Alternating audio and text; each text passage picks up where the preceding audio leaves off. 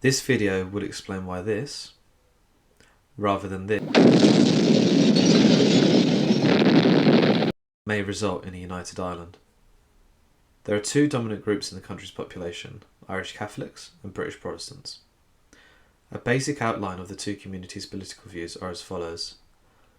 The vast majority of Irish Catholics want to live in a united Ireland. They want Ireland and Northern Ireland to come together and be ruled by Dublin. On the other hand, the vast majority of British Protestants have completely the opposite view. They want to remain part of Northern Ireland and loyal to the Crown and Britain. These two views are clearly at cross purposes.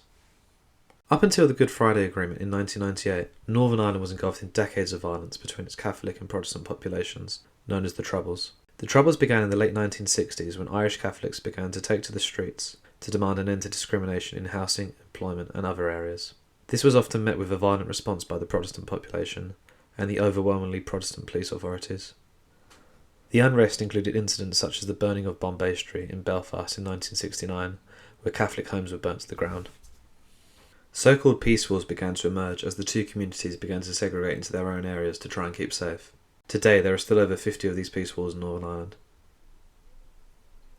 The violence continued from both sides in the following decades, with incidents such as Bloody Sunday, Bloody Friday, the Remembrance Day bombing, and the Milltown Cemetery attack, to name but a few. The IRA were responsible for numerous bombings and other forms of violence in both Northern Ireland and mainland Britain, including the Birmingham pub bombing in 1974, which killed 21 people. However, these attacks did not achieve the goal of a united Ireland when the Good Friday Agreement was signed in 1998, but instead a power-sharing agreement between Catholic and Protestant politicians in the country. The agreement set out the principle of consent, where a united Ireland could become a reality if voted by the majority in a referendum or border poll, in both the Republic and Northern Ireland. In the recent May 2022 Northern Ireland elections, Sinn Féin, which is a party in favour of a united Ireland, made history by gaining the most votes and therefore securing the most seats. This is the first time a party which does not support Northern Ireland remaining part of the United Kingdom has won an election in the country. This has been largely due to demographic change.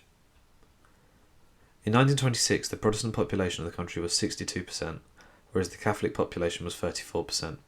So for every 2 Protestants there was only 1 Catholic. However, fast forward to 2011, the time of the last UK census, and the picture is completely different. The Protestant share of the population had decreased to 48% and the Catholic share had increased to 45%. Clearly a significant change. The results of the 2022 census have not yet been released, but we have other data which appears to support the claim that the Catholic population is now larger than the Protestant population. The 2016 Labour Force survey showed that Catholics were a majority of the workforce, at 44%, with Protestants at 40%.